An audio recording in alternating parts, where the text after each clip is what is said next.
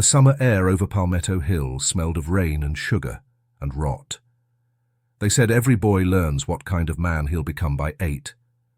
Henry Caldwell learned his lesson on the day his father smiled while a man begged for mercy. From that moment on, Henry thought kindness was power, and love was something you earned by obedience. When his father told him to treat the slaves as animals that speak, Henry didn't question it. He was told it was mercy to feed them, grace to forgive them, and strength to make them kneel.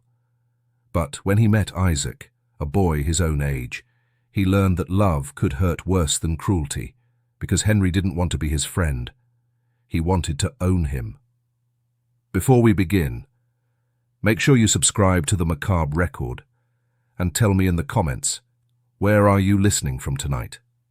Now, let's go back to South Carolina, 1855, to the house on Palmetto Hill, and the boy who learned to smile like his father. The Caldwell plantation rose above the lowlands like a monument to something long dead.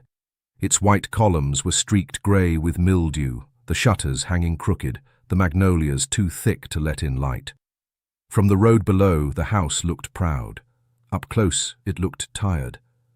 8-year-old Henry Caldwell sat at the long breakfast table, legs swinging above the floor, silverware gleaming before him. His father sat at the head, posture straight, eyes unreadable. Across from him, his mother stirred tea she never drank. The morning silence was broken only by the sound of a servant's footsteps as he poured water into Henry's glass. "Not like that," Henry's father said quietly. The servant froze. "You spill when you rush." The man murmured an apology, but the water still trembled in his hand. Henry saw a vein twitch in his father's jaw, a sign he'd learned to fear. "Stop shaking," the man said. "You make the boy nervous." Henry's mother whispered, "Robert," but her husband's glance silenced her. The servant steadied himself, finished the task, and stepped back. Henry wanted to thank him, but didn't. His father's rule was clear: kindness had a place, and it wasn't at the table. "Henry," his father said, dabbing his mouth with a napkin, "a gentleman doesn't need to raise his voice to command respect. Do you understand?" "Yes, sir," Henry said. "Good. You'll start lessons with Mr. Payne next week. Reading, figures, and scripture.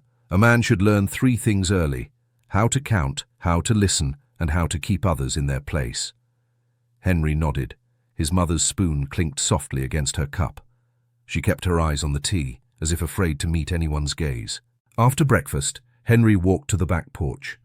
The sun was already cruel, spreading light across the fields like judgment.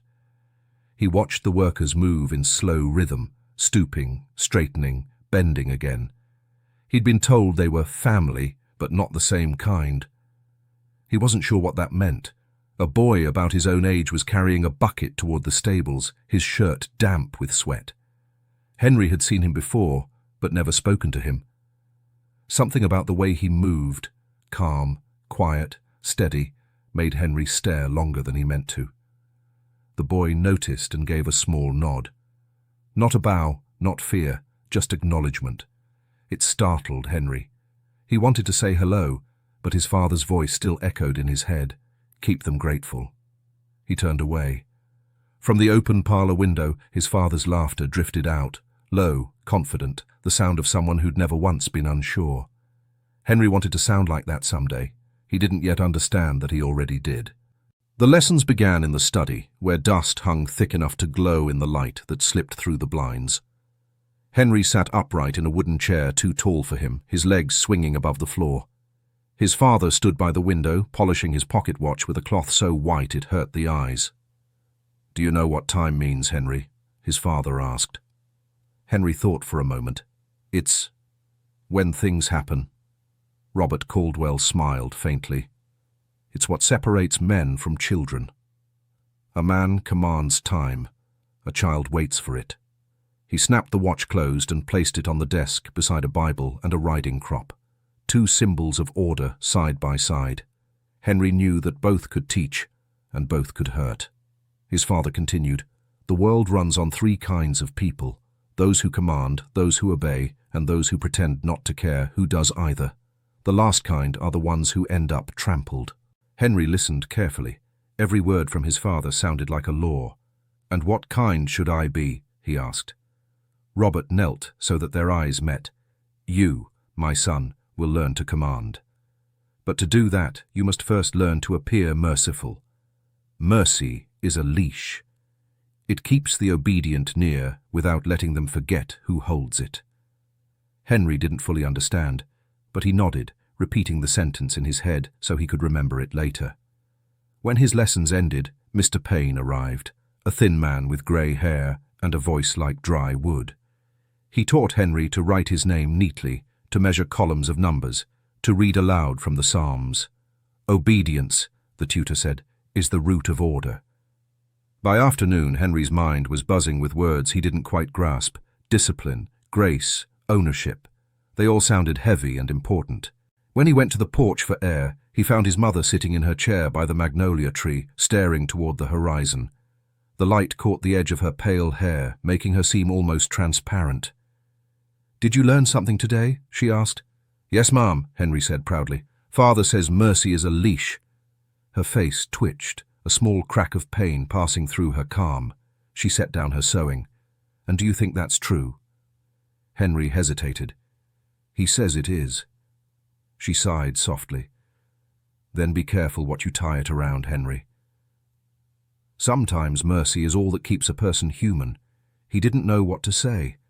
Her words sounded kind, but they felt like disobedience, and he'd been taught that disobedience was dangerous. That night, as he lay in bed, the phrase repeated in his head: "Mercy is a leash."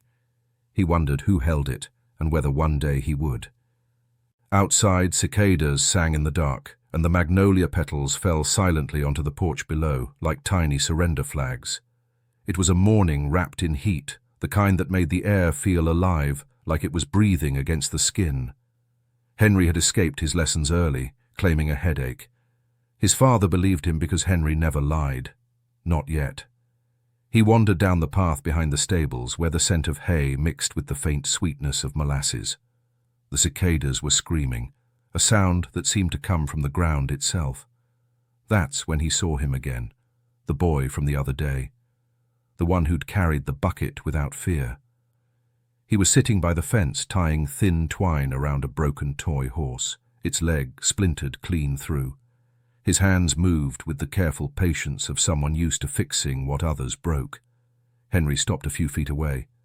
"You're Isaac, aren't you?" The boy looked up. His eyes were dark and calm, not startled. "Yes, sir, yes."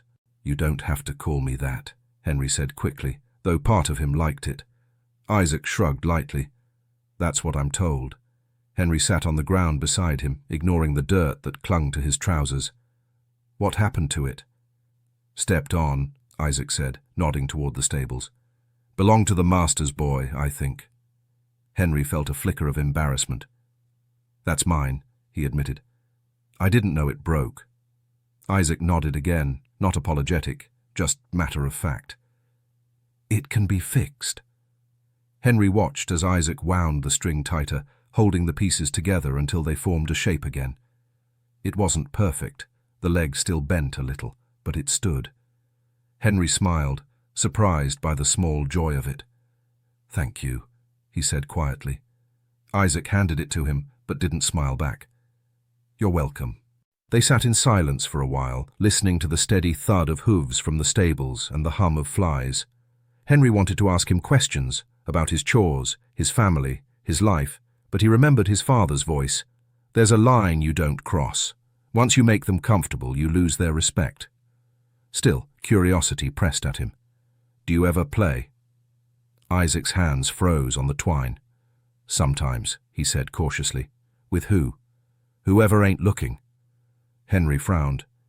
"You can play with me," he said. Isaac's gaze met his. "You sure?" Henry nodded.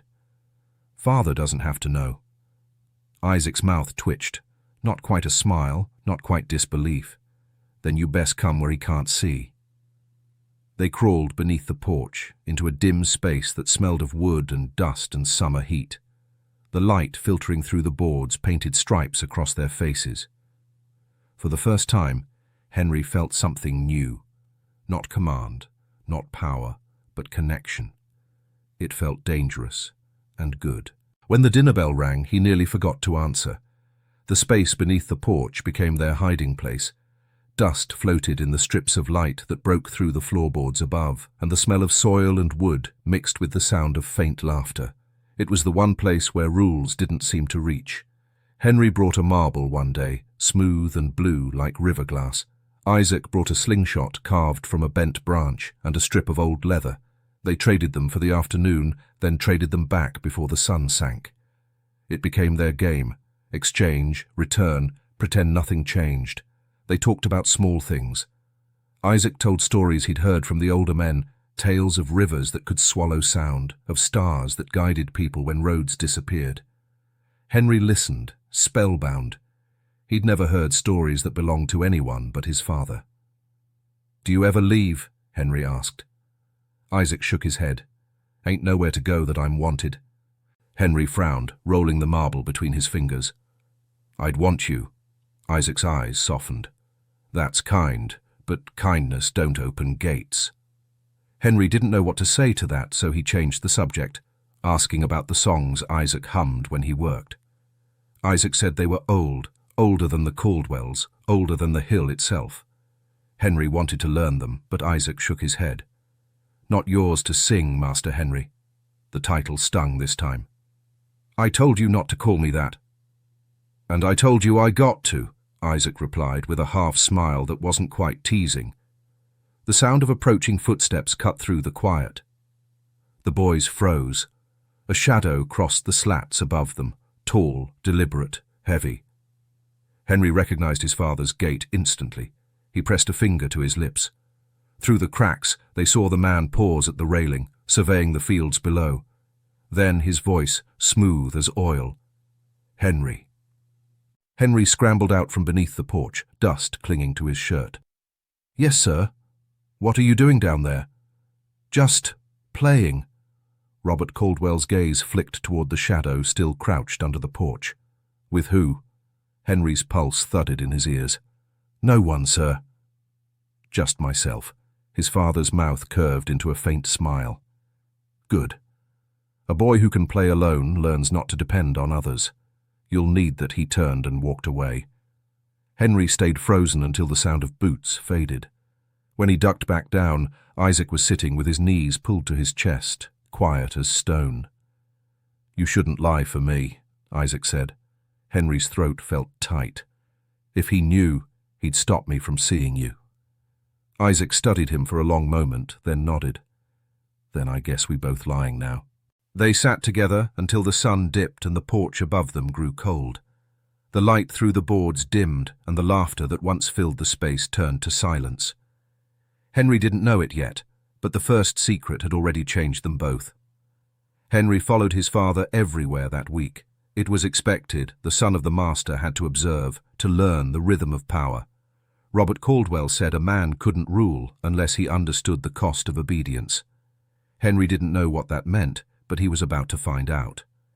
The air that afternoon was heavy with dust and the smell of burnt sugar. From the back porch, Henry watched his father ride out to the edge of the fields, where a group of men were gathered. One of them, an older man with a bent back and grey hair, stood apart, his wrists bound. Henry trailed behind, boots crunching through dry grass. His father glanced back once, but didn't tell him to leave.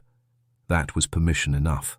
"Samuel," Robert said evenly, dismounting his horse, "you were told not to talk back to Mr. Green, and yet he says you called him a liar." The old man's voice shook. "I only said the weight weren't fair, sir." The scales tilt. Robert smiled thinly, as if amused by the misunderstanding of a child. "And who decides what's fair on this land, Samuel?" Samuel bowed his head. "You do, sir." "Good." Robert nodded to the overseer. "Then let's remind you." The whip cracked once, sharp, clean, cruelly efficient. Henry flinched, despite himself. His father didn't. He folded his arms and continued speaking in the same calm tone he used at supper. "Henry," he said over the sound of the next strike, "you see, punishment isn't anger. It's correction. A man must separate his feelings from his duty. If he enjoys it, he's a brute. If he avoids it, he's weak. Henry nodded, though his throat felt tight. The whip cracked again. Samuel stumbled forward, catching himself before falling. His face twisted, but he didn't cry out. His silence felt heavier than the sound. Robert turned slightly. Discipline keeps peace. Without it, everything collapses. Henry looked at the other workers, their heads bowed, still as statues. He wondered if they were afraid of the whip or of his father's quiet voice. When it was over, Samuel was released. Robert took his gloves off, brushing away invisible dust, and looked down at his son. A man earns respect, not by shouting, but by deciding what must be done and doing it without hesitation. "Do you understand?" Henry whispered. "Yes, sir." "Good," his father said, mounting his horse. "One day, this will all be yours.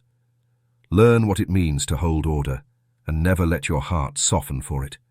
That night, Henry lay awake, staring at the ceiling. The sound of the whip echoed in his memory. Not the strike, but the silence after. He thought of Isaac, somewhere out there under the same sky, and wondered if he'd seen. In the dark, Henry pressed his palms together and prayed for forgiveness, though he didn't know whose forgiveness he needed more, Samuel's or his father's. The next morning, the plantation felt quieter. Even the air seemed cautious.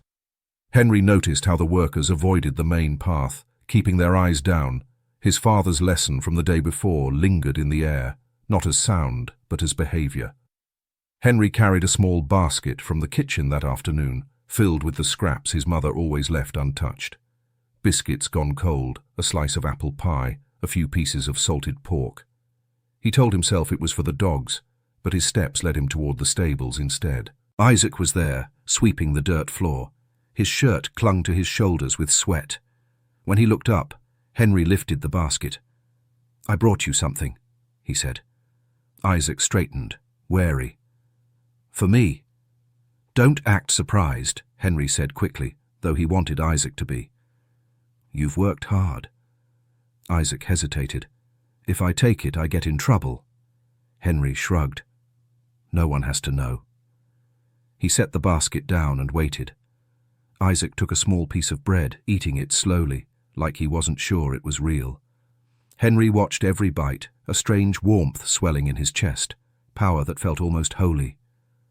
"You should say thank you," Henry said softly. Isaac wiped his hands. "Thank you, Master Henry." Henry nodded, feeling the words settle into him like approval. "You're welcome." He wanted to tell him not to say Master, but something stopped him. The title made him feel older, important. The more Isaac said it, the more right it began to sound. A moment later, a voice called from outside. Henry froze. It was his father's tone, low, calm, dangerous. "Henry? You out here?" "Yes, sir," Henry shouted back, stepping quickly away from the basket. Robert Caldwell appeared in the doorway, his shadow long and sharp across the hay. "What are you doing?" "Feeding the dogs, sir," Henry lied. Robert's gaze flicked to the basket. The bread was gone. He looked at Isaac, who had gone still, his hands folded tight. "You should be careful who you feed," Robert said. "Mercy is a gift that spoils quickly." Henry felt the back of his neck prickle. "Yes, sir." His father smiled faintly, resting a hand on his shoulder. "Kindness isn't free, Henry. Every good deed must remind the lesser man who allows it." He squeezed once, hard enough to hurt. "Do you understand?" Henry swallowed. "Yes, sir." When his father left, the air felt thinner. Isaac was still watching him, not angry, not afraid, just disappointed. That look pierced deeper than any whip could. Henry tried to speak, but nothing came. He only nodded, the words, "You're welcome," echoing back in his head like a curse. Later, when he lay in bed, he whispered to himself what his father had said. "Mercy is a gift that spoils." He tried to believe it, but the image of Isaac's eyes, tired, quiet, human, kept breaking the spell. The following week, Henry's father called him into the study. The air in that room was always still, thick with tobacco and leather polish, heavy with the scent of authority. The late afternoon light sliced through the blinds, laying stripes across the floor like bars. Robert Caldwell sat behind his desk, turning something over in his palm. When Henry entered, he gestured for him to come closer. "Do you know what this is?" his father asked, holding up a small brass key. Henry shook his head. "It's yours," his father said, placing it in his hand. The metal was warm, smooth from years of use. "It opens the shed by the carriage house. That's where the supplies are kept. Nails, rope, oil, tools. From now on, it's your responsibility to see that it stays in order." Henry's chest swelled with pride. "Yes, sir." Robert smiled faintly. "You'll learn something important about command there. Ownership isn't just about having, it's about keeping others in their place while you do." Henry nodded, clutching the key. The weight of it felt strange, heavier than it should have been. That evening, he went to the shed alone. The door creaked open, and the air inside smelled of iron and dust. Lanterns hung on the walls, and shelves were lined with tools. At the back, 2 boys were sweeping. One of them was Isaac. He looked up when Henry entered, his brow damp with sweat. "We ain't done yet," Isaac said softly. Henry held up the key, feeling its edges press into his palm. "It's my job now to make sure everything's right." Isaac nodded, returning to his sweeping. The other boy, smaller, quieter, kept his head down. Henry walked the aisles, pretending to inspect the tools. "You missed a spot," he said, pointing toward a pile of sawdust in the corner. Isaac brushed it up immediately. "Yes, sir." The "sir" hit different this time. It didn't sound fearful, just practiced, natural. Henry didn't know whether to feel proud or ashamed. He lingered a moment longer, watching Isaac work. When the boy straightened, wiping his forehead, Henry said, "You can go now." "I'll finish here." Isaac hesitated. "Master Caldwell said not to leave till—" "I'll tell him I said so," Henry interrupted. Isaac looked at him for a moment, then nodded. "Thank you, Master Henry." As he left, the words echoed through the dim shed. Master Henry. Henry stood there alone, the dust swirling in the slanted light. He ran his fingers over the key again. It no longer felt warm. It felt cold, like something taken from the ground. When he locked the shed door behind him, he didn't realize the sound it made. That hard click would stay in his head for years. He told himself he was learning responsibility. But somewhere inside, another word was growing. Quieter, heavier, more permanent. Ownership. The house felt quieter now, though nothing had truly changed. The cicadas still sang, the servants still whispered, and Henry's father's footsteps still carried that same rhythm of control. Yet to Henry, something in the air seemed softer, like it was holding its breath. His mother had been taking to her bed more often. The doctor came twice a week, always leaving with his hat in hand and pity in his eyes. When Henry entered her room that evening, she was half sitting against her pillows, a thin blanket drawn to her chest.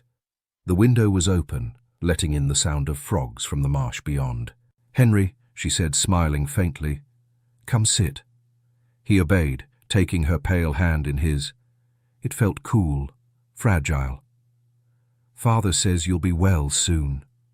Her smile flickered.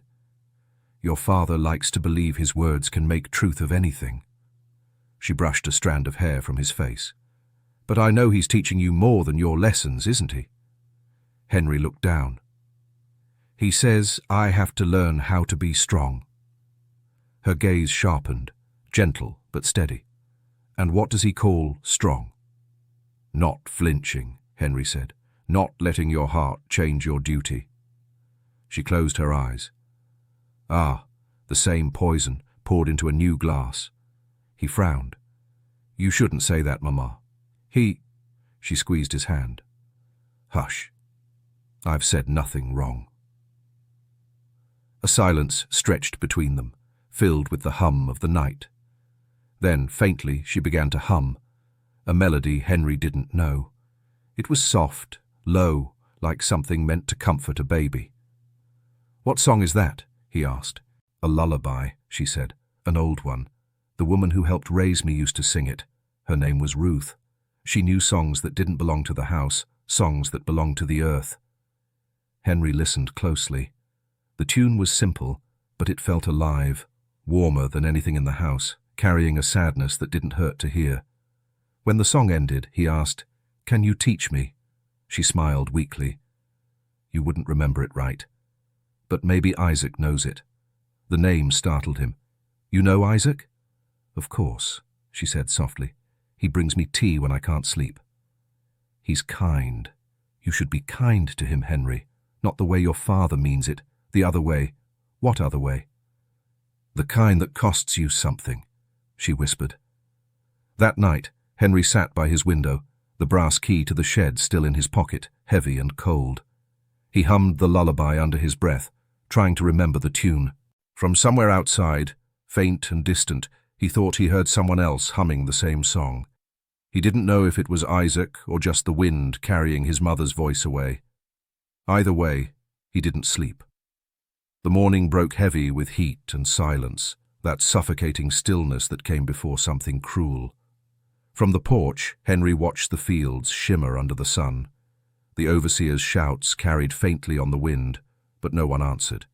Even the cicadas were quiet. By noon, the stillness cracked. A commotion rose near the main road, the sharp ring of a man's voice cutting through the air. Henry stepped down from the porch steps before anyone could stop him. He followed the sound toward the fields until he saw the source, his father standing tall beside a horse, a riding crop resting loosely in his hand. Isaac knelt in the dirt at his feet.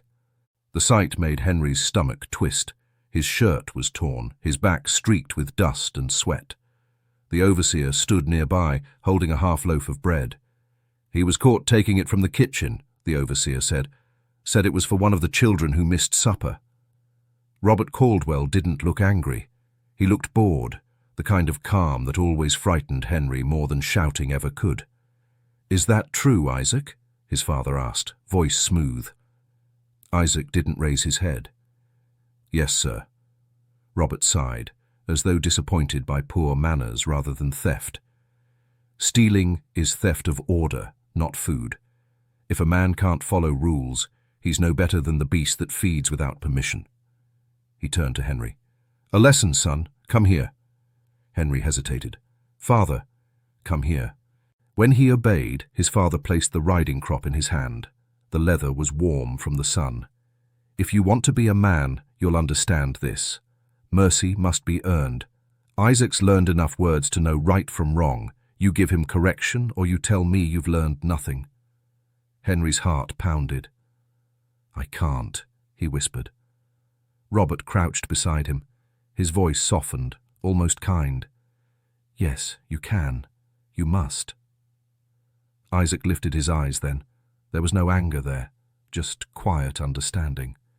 He nodded once, almost imperceptibly. "It's all right, Master Henry." Henry's throat tightened. His hands trembled around the crop. The moment stretched thin, the whole world waiting for a sound.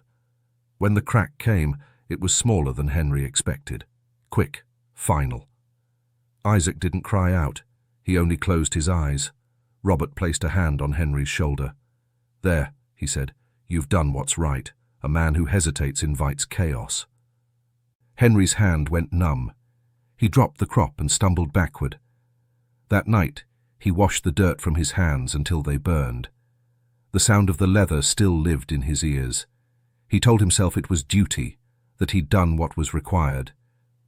But every time he closed his eyes, he saw Isaac's, calm, steady, forgiving, and it made the word mercy feel like something sharp.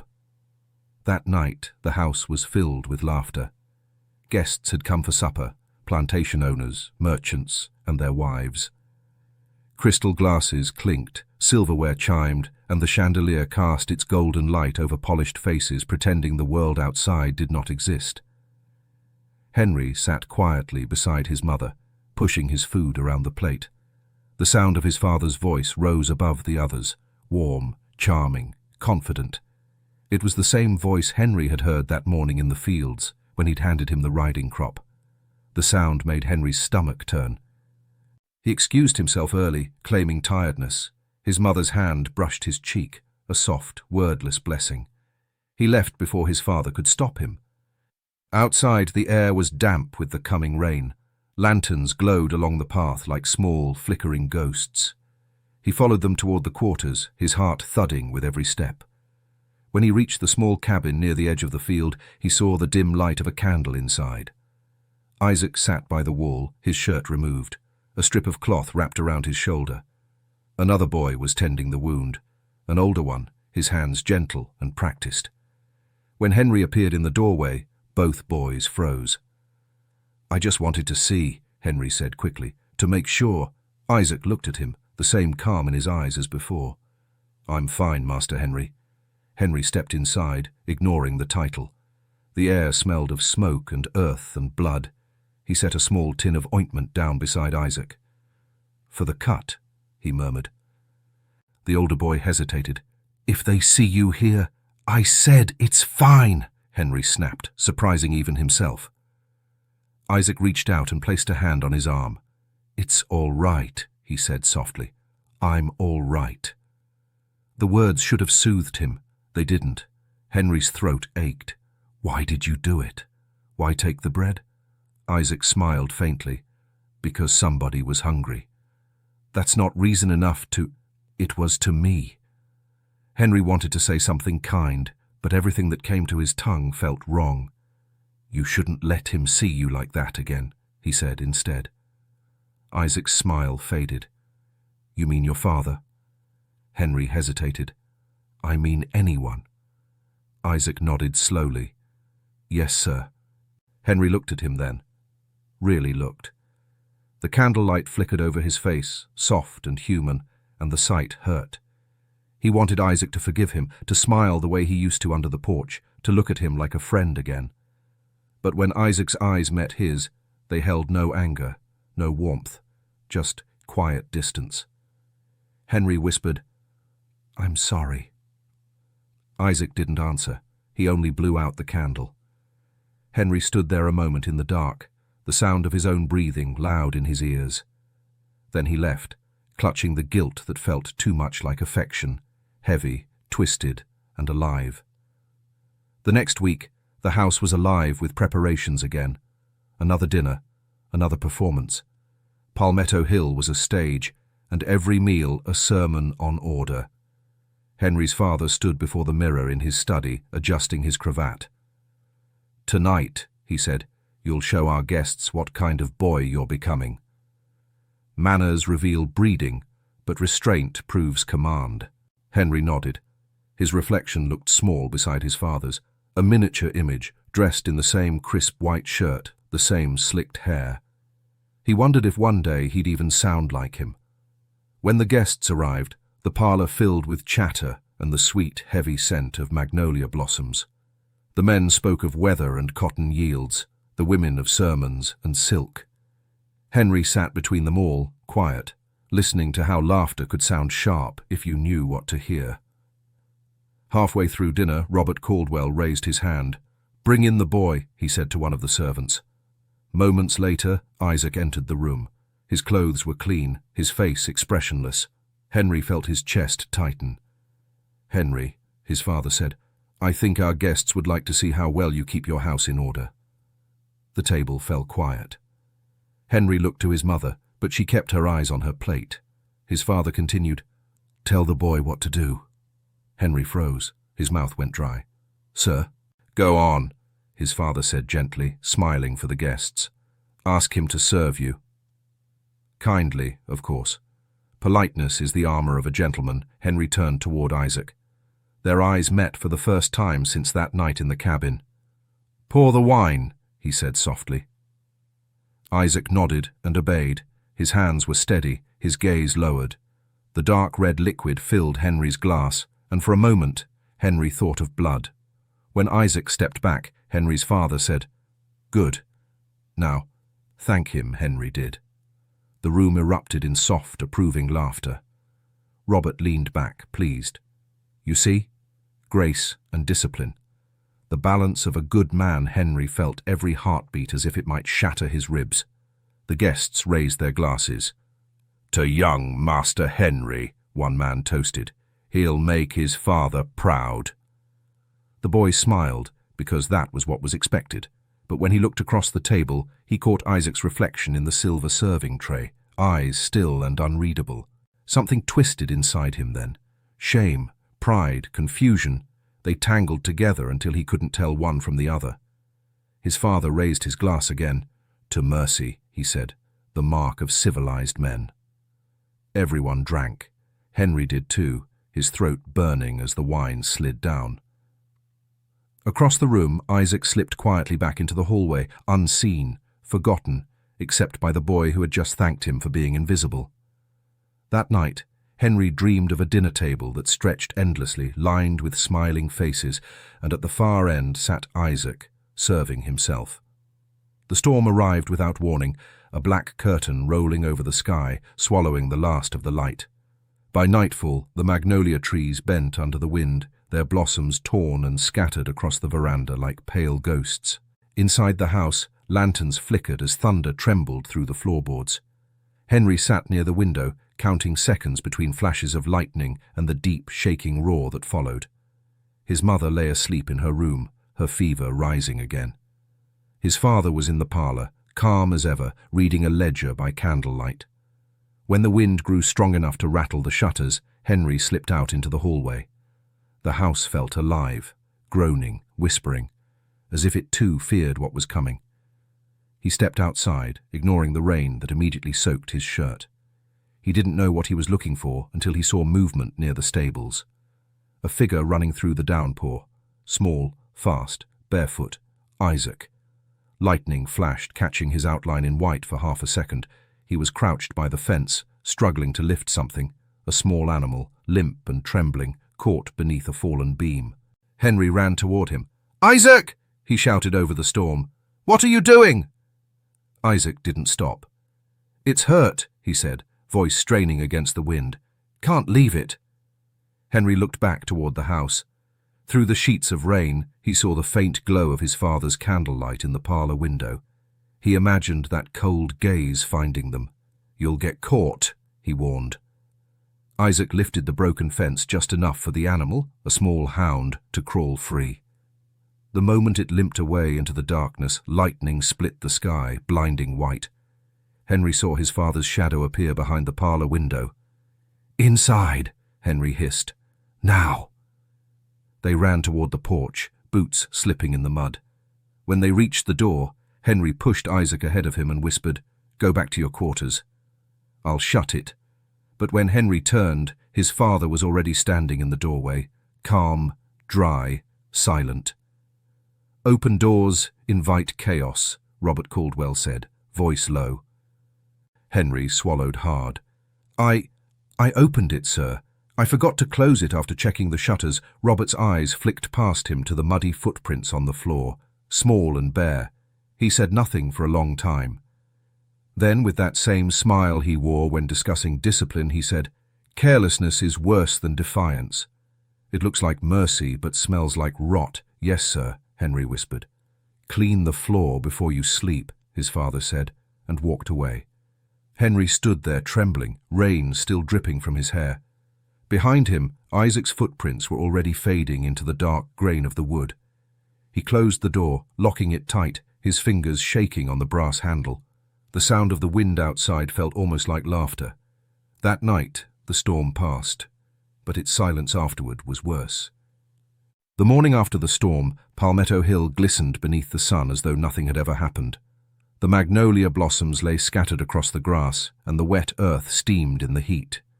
The smell of rain had already turned back to the smell of soil and sweat. Henry sat on the steps of the porch, polishing his muddy boots. His stomach twisted every time he looked at the door he had lied about. He could still feel his father's gaze from the night before, the way it seemed to see through him. Not angry, just measuring. When his father finally emerged from the house, he was in his riding coat, gloves folded neatly in his hand. "You lied well," he said simply, not even as a question. Henry froze. "Sir?" Robert Caldwell smiled faintly. "You told me you forgot to close the door." "You didn't. You were covering for the boy Henry's breath caught." "Don't lie now," his father interrupted. His tone was gentle, almost amused. If you're going to deceive, at least do it once. Don't waste the effort by pretending twice. Henry looked down. Yes, sir. Robert sat beside him on the step, his boots still spotless despite the mud. A man who lies to protect chaos is a coward, but a man who lies to preserve order, that's strategy. He tapped a gloved finger against Henry's chest. You chose the right moment.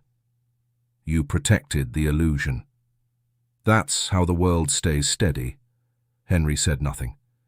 He wanted to ask if mercy could be a kind of lie, too. Instead, he whispered, Isaac didn't mean harm. I know, Robert said calmly. That's what makes it dangerous. Softness spreads faster than rebellion. You'll learn that. Someday you'll thank me. He rose to his feet, brushing imaginary dust from his sleeve. Now go fetch your horse.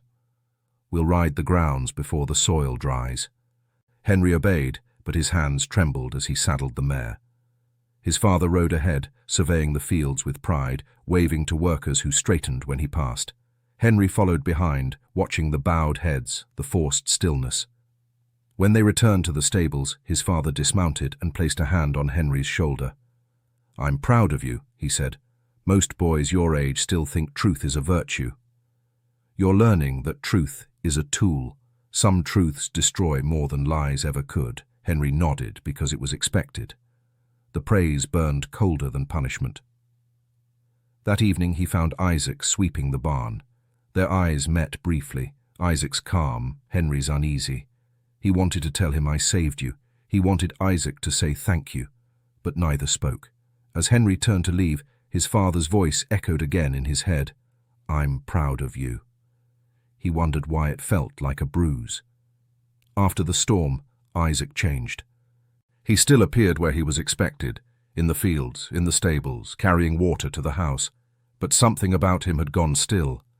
The laughter that once lived in his voice was gone, replaced by a quiet that stretched over everything he touched. Henry noticed it immediately. He waited by the stables, by the well, even under the porch where they used to play, but Isaac never came.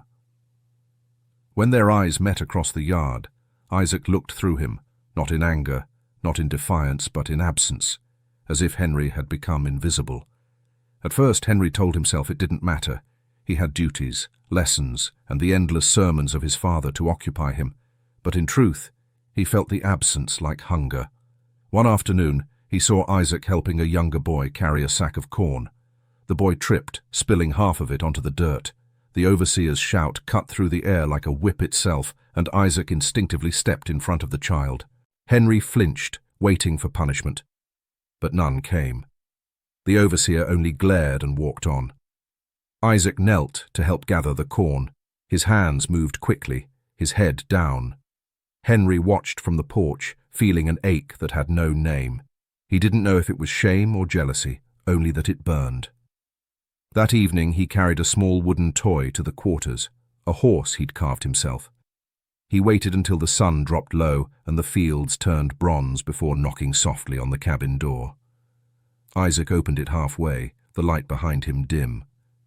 I made this, Henry said, holding out the toy. For you. Isaac looked at it, but didn't take it. You shouldn't be here. I wanted to talk, Henry pressed. There's nothing to talk about. Henry's chest tightened. You're angry. Isaac's voice was calm. I don't have time to be angry, Master Henry. The title stung worse than it ever had. Henry lowered the toy. I saved you that night. I lied for you. Isaac's gaze lifted then, sharp and steady. You saved yourself. The words cut clean and quiet. Henry tried to speak, but his mouth felt dry. Finally, he whispered, We were friends. Isaac's eyes softened, just a fraction. We were, he said, before you learned how to be like him. Then he closed the door. Henry stood there in the fading light, the toy horse still in his hand. The world felt smaller, as if even the air around him had turned away. When he returned to the house, his father was waiting on the porch. Good evening, son, Robert said, his smile as polite as always. You look like a man who's beginning to understand loss. It's a useful lesson, Henry said nothing. But that night, for the first time, he dreamed of Isaac's silence, and woke to find it still in the room with him. Henry couldn't stand the quiet anymore. Everywhere he went, Isaac's absence followed, not as sound, but as an ache in the air. Even the magnolia trees seemed to whisper softer now, as if afraid to be heard. One evening, when the sun slipped behind the fields and the sky turned copper, Henry saw Isaac walking down the path beyond the stables. He wasn't carrying tools or water. He was walking fast, his posture low, glancing over his shoulder. Henry waited until he was sure no one was watching, then followed. The path led deep into the woods, where the smell of the river thickened in the air, mud, water, and wild mint. The sound of frogs echoed, broken by something else. Voices. Dozens of them, soft and rhythmic, rising and falling like the wind. Henry crept closer until he saw the flicker of a small fire near the riverbank. A circle of men, women, and children stood around it, heads bowed. Some swayed gently, some whispered prayers. Others sang, low, mournful, and beautiful. Isaac stood near the edge, his face turned toward the flames, his voice blended into the others, steady and sure. Henry crouched behind a tree, his breath caught in his throat. He didn't understand the words, but he felt them, the way the sound wrapped around the night like a promise. It wasn't rebellion, it wasn't anger, it was grief turned into hope. For a moment, Henry forgot where he was. He forgot what he was supposed to be. Then someone whispered near him, "Who's there?" A branch cracked beneath his foot. Heads turned. The singing stopped. Isaac saw him. His eyes widened, not in fear, but in warning. He stepped forward quickly, hands raised toward the others. "It's all right," he said. "It's just me." Henry stepped out from the shadows, his heart hammering. I was only walking," he stammered. "I didn't mean—" Isaac grabbed his arm and pulled him aside. "You can't be here," he hissed. "If they find out—" "I just wanted to see," Henry whispered. "You were gone. I thought—" "This ain't for you," Isaac said, voice low but fierce. "You ain't supposed to hear these prayers." Henry's face burned. "Why?" "You think I don't understand?" Isaac's eyes held his, steady and sorrowful. "Because they're not prayers for you." The fire popped, sending sparks into the dark. The others had begun to sing again, softer now, the melody trembling like a secret. Henry looked at Isaac, really looked. The boy who once played under the porch with him now seemed older, carved out of something stronger, something untouchable. Henry wanted to stay, but the weight in Isaac's voice left no room for argument. "Go home, Master Henry," Isaac said quietly. "You don't belong here." Henry walked back alone, the sound of the river song echoing behind him, a song that made him feel for the first time like the world could exist without him. Henry couldn't stop thinking about the river. The firelight, the songs, the way Isaac's voice carried through the trees like something holy. It haunted him, not as guilt, but as longing. He wanted to understand what that prayer meant, why it made him feel so small. The next morning, while his father rode into town, Henry filled a small tin jug with clean water and carried it toward the river. He imagined the look on Isaac's face when he saw it. Gratitude, maybe forgiveness. That's what he wanted most now, to be forgiven. When he reached the edge of the woods, he waited until the others left their work in the fields. Then he found Isaac near the old tree line, kneeling to tie a basket of herbs. "I brought this for you," Henry said, holding the jug out. Isaac straightened slowly, eyes narrowing. "What for?" "You sang last night," Henry said quietly. "I heard you." "You shouldn't be thirsty after praying." Isaac's expression shifted. Not surprise, not gratitude. Fear. "You were there?" Henry nodded, expecting thanks. "I won't tell." But Isaac stepped closer, his voice sharp in a whisper. "You can't be near there, Henry. You don't know what you saw. If they find out, we gather—" "I said I won't tell!" "You shouldn't have been watching." Henry's face burned. "I was only trying to help." Isaac shook his head. "That's what your help always does." The words stung worse than any insult. Henry turned, gripping the jug until his knuckles whitened. "You'll see," he said. "I'll make it right. He left before Isaac could answer. But that night, Henry's father called him into the study. The overseer stood there too, hat in hand, looking nervous. On the desk lay the jug Henry had brought to the river, mud still clinging to its side. Robert's voice was calm. "You left this near the woods?" Henry's mouth went dry. "Yes, sir." "Why?" I thought someone might need it." "Someone?"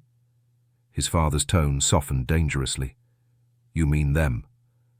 Henry hesitated. They were only singing. His father's smile didn't reach his eyes. "They're not supposed to gather after dark." "And you've told me this now, haven't you?" Henry froze. He hadn't meant to tell. The truth had slipped out like a wound opening. Robert turned to the overseer. "See that it's handled?" The man nodded and left. Henry's stomach dropped. "Father, please." Robert knelt to his height, eyes cold but proud. "This is what good men do, Henry. They protect order. You've done right." But Henry didn't feel right. He felt hollow. Later that night, from his window, he saw torchlight flicker in the distance, near the river. He thought he heard shouting, but the wind carried it away before he could be sure. When the lights disappeared, he told himself it was justice, but what he felt was love dying and guilt being born. Days passed before anyone spoke of the river. No one said what had happened, not openly, but the silence itself was heavy enough to tell the truth. The air on Palmetto Hill carried something new now, something sour. People moved slower. Laughter vanished. Even the birds seemed to sing softer. Henry noticed that Isaac didn't appear for several days. He asked his father once, casually, where the boy had gone. Robert only said, "Some lessons are best learned in the dark." Henry didn't ask again. A week later, his father summoned him to the veranda. "It's time you took on more responsibility," Robert said, leaning on his cane. "A man must begin practicing control while he's young. You'll oversee the children in the quarters for a few hours each afternoon. They're unruly. It will be good practice." Henry's chest swelled with confusion and pride. "You want me to teach them?" Robert smiled faintly. "No, son. You'll manage them. There's a difference." That afternoon, Henry walked to the quarters, his stomach tight. The children gathered when they saw him coming, barefoot, dusty, wide-eyed. He held the brass key to the shed in his pocket like a badge of authority. At first, he didn't know what to do. He told them to line up. Some did, some didn't. When one little boy giggled, Henry felt the sharp sting of humiliation, that same feeling he'd seen in his father's eyes when others disobeyed. "Quiet," Henry said, but his voice shook. The giggling continued. He remembered his father's words. "A man doesn't shout. He commands." So Henry smiled instead. "Anyone who listens gets something sweet," he said. That worked. The children fell silent, obedient, curious. He handed out 2 sugar cubes from his pocket, small things his mother kept for her tea. The children smiled, their eyes bright. Henry felt a strange thrill. Not cruelty this time, but control. He learned quickly. A frown could make them nervous. A kind tone could make them trust him again. Power wasn't the whip. It was the rhythm between kindness and fear. When Isaac finally reappeared, thin and quiet, Henry was standing near the well, a cluster of children surrounding him. Their eyes flicked toward Isaac, but they didn't speak. Isaac paused, then approached. "You teaching now?" Henry shrugged. "Father says I'm learning to lead." Isaac looked at the children, their polite stillness, their folded hands. "That what you call it?" Henry stiffened. "They're happy." "Happy don't mean free," Isaac said softly. Henry's jaw clenched. "You think you know everything, don't you?" Isaac's gaze stayed steady. "No, but I know what it feels like when someone learns how to break you slow." He turned and walked away. The words sank into Henry like stones. For the first time, he understood what his father meant when he said control wasn't about noise. It was about silence that obeyed. That night, Henry couldn't stop hearing Isaac's voice. "Break you slow." He told himself it was just another lesson, but something inside him knew this one would never leave. The day after the torches by the river, the plantation air felt like ash. No one spoke of what had happened, not the overseer, not the house servants, not even his father. But Henry knew. He felt it in the strange quiet that hung over the land, in the way even the birds refused to sing. He saw Isaac again 2 days later. His right arm was bound in a strip of rough linen, and he walked with a limp. He was thinner, his face hollow, but his eyes still clear. Henry had never seen someone look both alive and gone at once. "Isaac," Henry whispered when they crossed paths behind the stable. Isaac didn't stop. "I didn't mean—" Isaac turned then, his voice a rasp. "You never mean it." The words struck like a slap. "I was trying to help you," Henry said, desperate, stepping closer. "I thought if I told him, maybe—" "Maybe what?" Isaac interrupted, his tone low and even. "He'd show mercy." That word don't live in him, Henry. It never did. Henry's throat burned. "I didn't know he'd send them there." Isaac's eyes glinted in the sunlight. "No, but you knew he'd do something. And you told him anyway." Henry wanted to scream that it wasn't betrayal, that it wasn't his fault, that he was trying to save Isaac from being found another way. But even in his own head, the words sounded thin. "Do you hate me?" he asked instead, barely above a whisper. Isaac looked at him for a long moment. Then he said quietly, "I don't got time to hate you." "You'll do that for both of us." He walked away. That night, Henry sat alone in his room, the brass key to the shed heavy in his palm. He thought about what his father had always said, that a man must choose duty over weakness. He thought of Isaac's arm, the cloth stained brown with dried blood. Something inside him cracked, not like a bone, but like a door. He went downstairs and found his father in the study, writing letters by candlelight. "Father," Henry said, his voice trembling but steady, "if someone disobeys and you forgive them, they'll never respect you again, right?" Robert looked up, pleased. "Exactly so." Henry nodded slowly. "Then you have to make sure they remember who owns them." His father smiled, proud of the echo. "Now you understand, my boy." Henry did understand. That was the horror of it. Later, when he saw Isaac again, he didn't speak to him.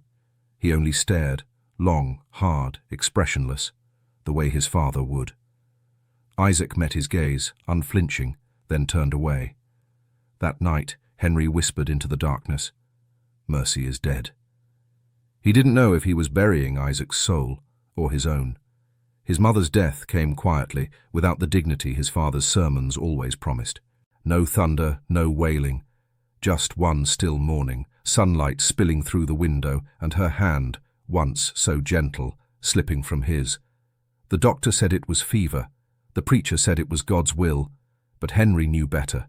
It was sorrow that took her, the kind that sits in the body until it forgets how to breathe. Robert Caldwell buried her beneath the magnolia tree she had loved since girlhood. The roots had cracked the soil, and her white coffin looked like a pearl trapped in earth. The family gathered in silence. The field hands stood far back, heads bowed, forbidden to come close. When the preacher spoke, Henry barely listened. His father's hand rested on his shoulder, heavy and firm, the same way it always did, not comfort, but possession. "Your mother was a good woman," Robert said afterward, his tone polished, rehearsed, "too gentle for this world."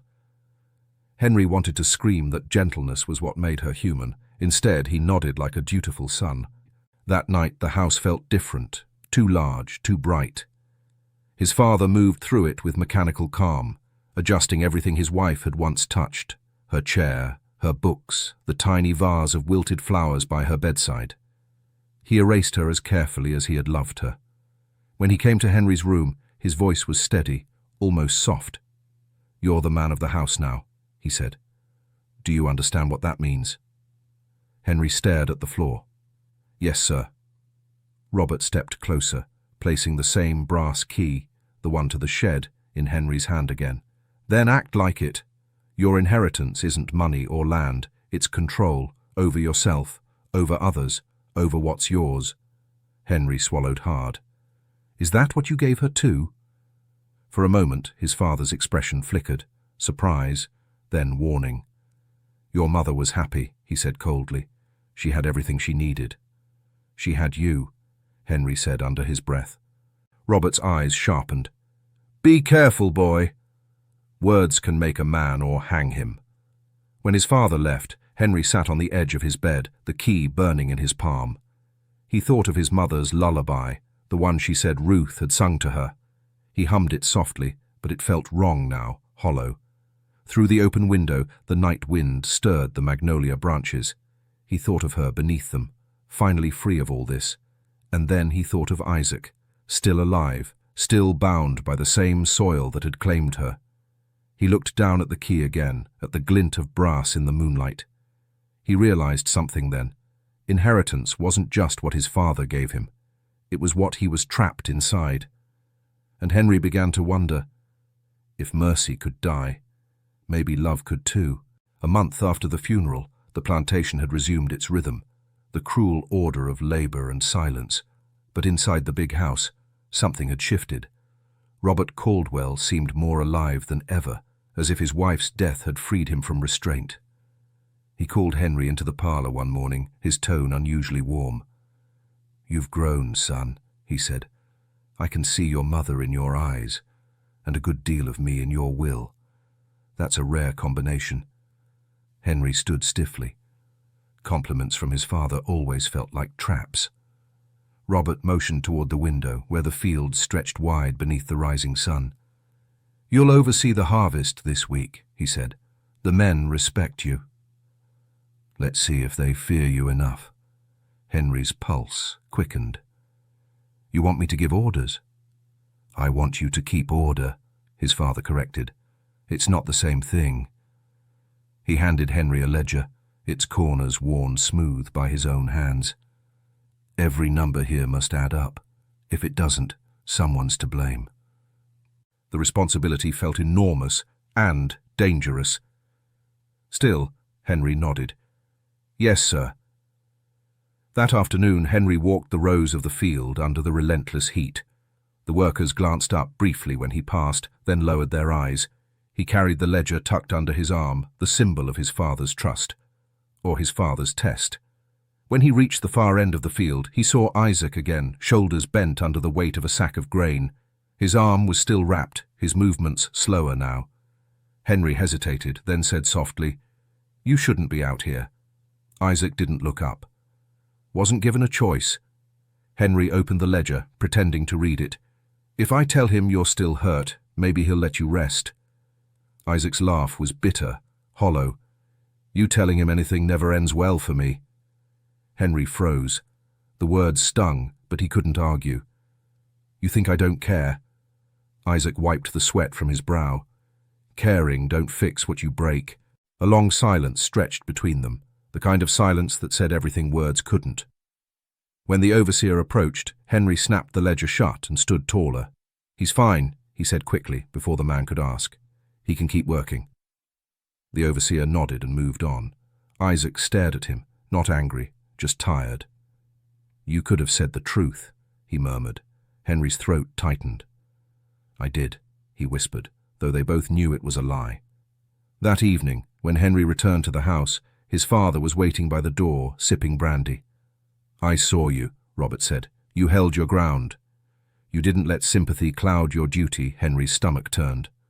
Yes, sir. Robert smiled, proud. That's my gift to you, Henry. The strength to do what must be done, even when it feels wrong. Henry nodded, but inside, something in him recoiled, because for the first time, he realized his father didn't see cruelty as failure. He saw it as love. And Henry feared he was beginning to understand why. By midsummer, Henry had become a fixture in the fields. The workers no longer looked up when he passed. They bowed their heads slightly, not in greeting, but in habit. The ledger, always tucked beneath his arm, had become his inheritance more than any land or title ever could. Each evening, his father inspected the numbers, praising Henry for precision. A man who can make the books sing, Robert Caldwell often said, can rule a world without lifting a hand.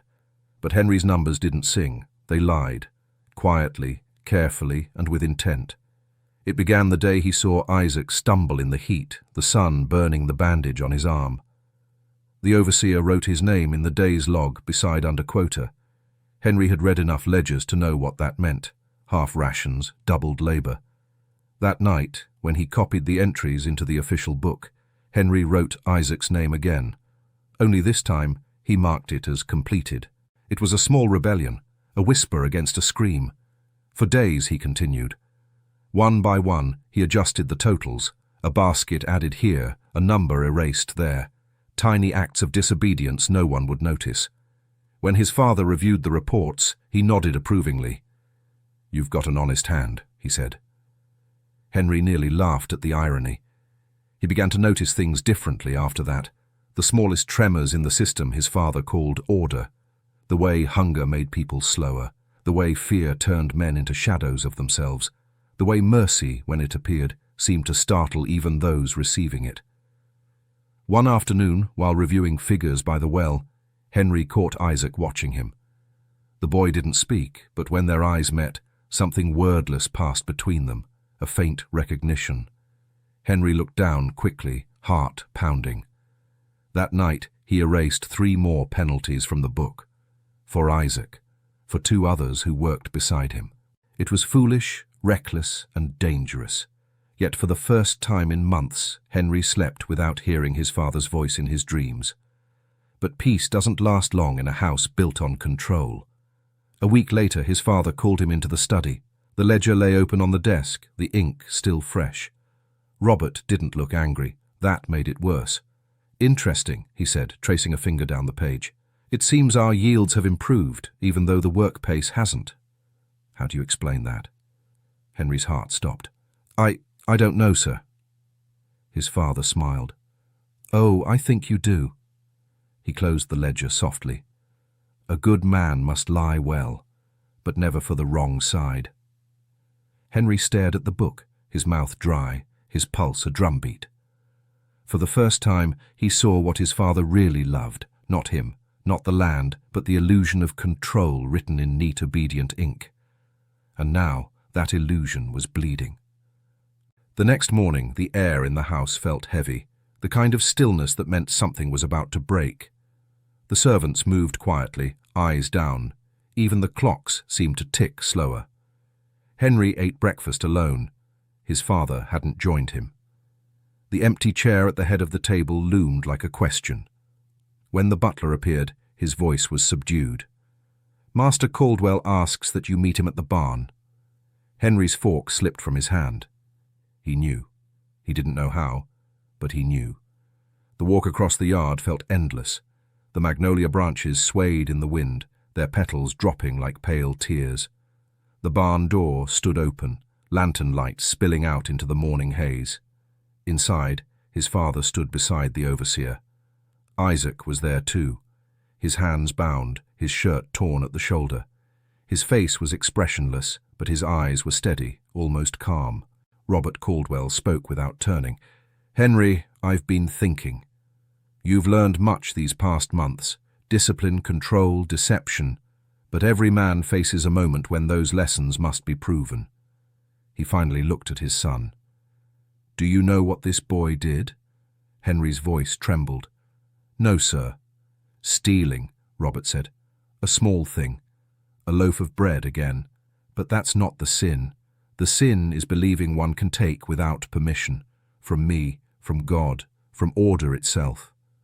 Henry's throat tightened. He was hungry. Then he should have worked harder. The overseer stepped forward, holding out the whip. The leather was dark, worn smooth by use. Robert gestured toward it. "You've lied for him before, haven't you, Henry?" Henry said nothing. Robert's smile didn't reach his eyes. "I thought so. This time you'll tell the truth, not with words, but with your hand." He pointed to Isaac. "You'll strike him 3 times, and you'll do it because I said so." Henry's breath caught. "Father, please," Robert's tone sharpened. "If you can't do this, you're no son of mine. You'll learn to rule or be ruled." There's no third kind of man. Isaac met Henry's eyes. The calm there was unbearable. "It's all right," he said softly. He'll hurt you worse if you don't." Henry's hands shook. The whip felt like a living thing, cold, coiled, waiting.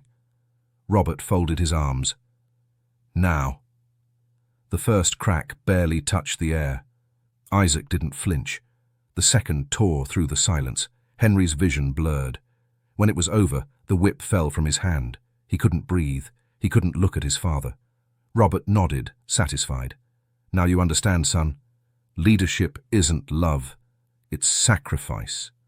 He turned to leave, his boots echoing against the wood. Isaac, still kneeling, whispered through ragged breath, "You did what you had to." Henry shook his head, tears burning down his face. "No," he said. "I did what he made me."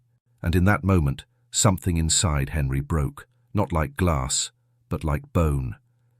It would heal, yes, but wrong. Forever wrong. Henry didn't sleep that night. He sat in the dark of his room, the echoes of the barn still alive in his body, the sound of the whip, his father's calm voice, Isaac's silence. The candle beside him had burned down to its last inch, leaving streaks of wax across his desk. In its faint glow, he could see his reflection in the window, a boy's face that looked too much like a man's, and a man's eyes that looked too much like his father's. He hated it. Outside, the magnolia branches scraped against the glass, whispering in the wind. Somewhere in the distance, thunder rumbled, though the sky was clear. When Henry rose from his bed, it wasn't a decision. It was a movement, like a body remembering something it had already agreed to do. He slipped out the back door, barefoot, the night air thick with the smell of dust and old rain. He found Isaac by the shed, sitting in the dirt, his head bowed. The rope marks on his wrists were still visible. When he looked up, there was no fear, just exhaustion, ancient and infinite. "You shouldn't be here," Isaac said softly. "I know," Henry whispered, "but I can't stay in that house." "Not after—" He stopped. Words felt useless now. Isaac studied him for a long moment. "Then what are you going to do?" Henry's eyes shifted toward the mansion, its windows glowing faintly with lamplight. His father was likely in the study, writing figures in his ledger, shaping the world one neat line at a time. "Something he can't write out," Henry said. Isaac's expression changed. Not shock, not approval, just a slow understanding. "Fire don't fix what men break," he said. "Maybe not," Henry said, "but it can stop them from using the pieces." Before Isaac could answer, Henry turned and walked toward the house. The ground was dry, the wind rising. He moved like someone half asleep, half awake. He didn't feel fear, only a strange, quiet clarity. He entered through the kitchen, found the oil lamp by the counter, and tipped it. The flame caught fast, hungry, bright. The curtains went first, then the tablecloth, then the walls. By the time he stepped outside, the fire had become a living thing. It roared against the sky, spilling light across the fields. From the quarters, voices rose, shouts, screams, confusion. The house that had ruled them all for years was finally breaking apart, plank by plank, window by window. Robert Caldwell burst through the door, shouting his son's name. His voice was lost in the crackle. For the first time, Henry didn't listen. He turned toward the fields where Isaac stood watching, the orange glow flickering across his face. Their eyes met. Two boys bound by something older than either of them. The magnolia tree caught fire next. The blossoms turned black, their scent burning sweet and heavy in the wind. Henry whispered, "It's over." But Isaac, staring at the inferno, shook his head. "No," he said quietly, "it's only just begun."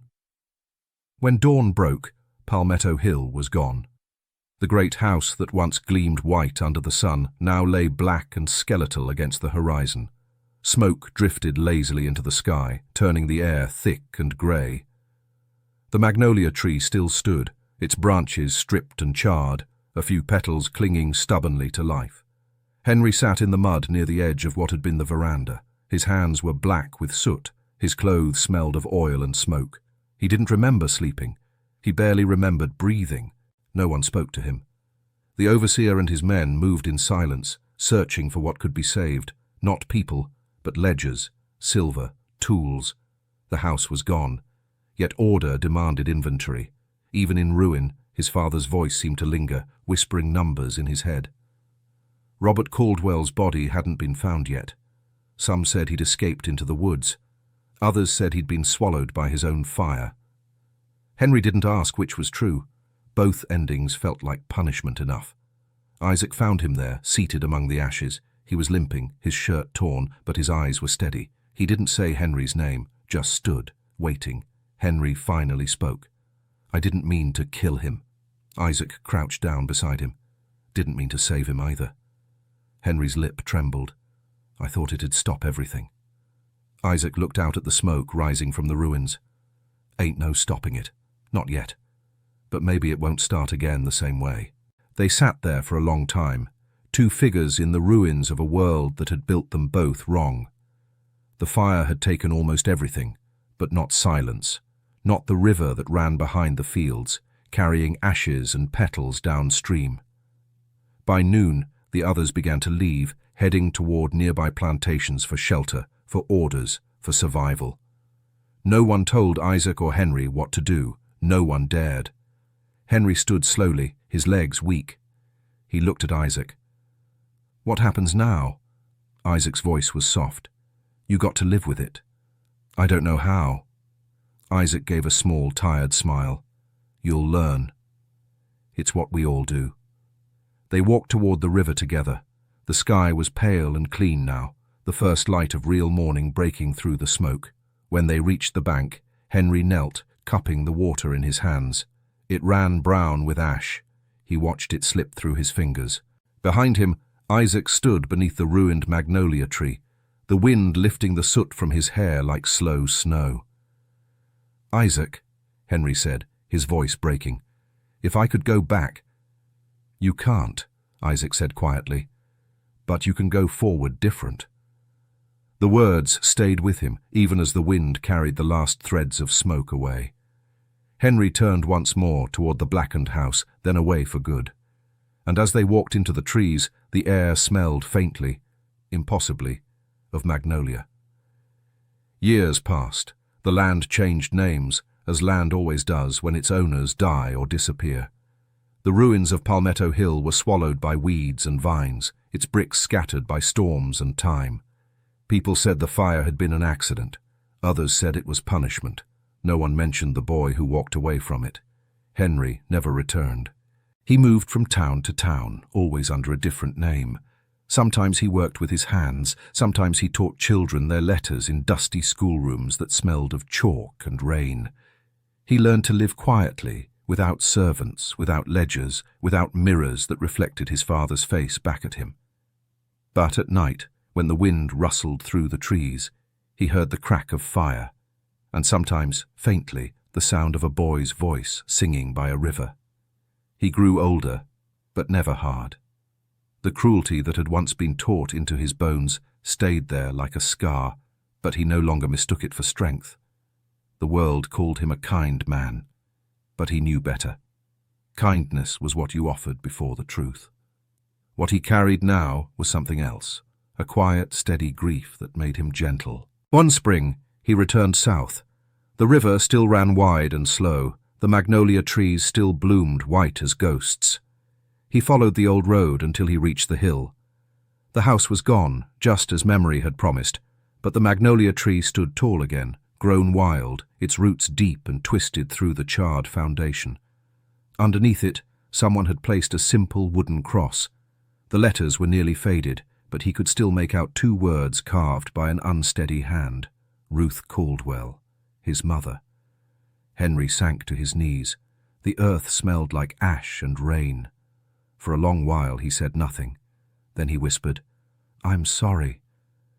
The wind moved gently through the branches, scattering white petals around him. A sound came from the river, soft footsteps. When he turned, he saw a man watching from the tree line, older, broader now, but unmistakable. Isaac. Neither spoke for a long moment. Then Isaac said, "You came back." Henry nodded. "I wanted to see if anything could grow here again."